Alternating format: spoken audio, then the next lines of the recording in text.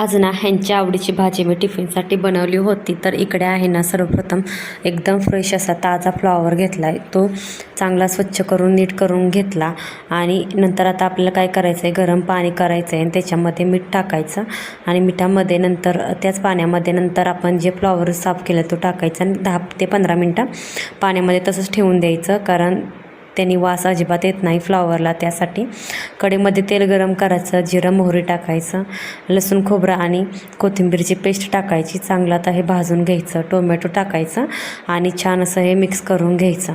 आता टोमॅटो वगैरे चांगलं भाजलं की याच्यामध्ये काळं तिखट टाकून घ्यायचं आहे आपल्याला.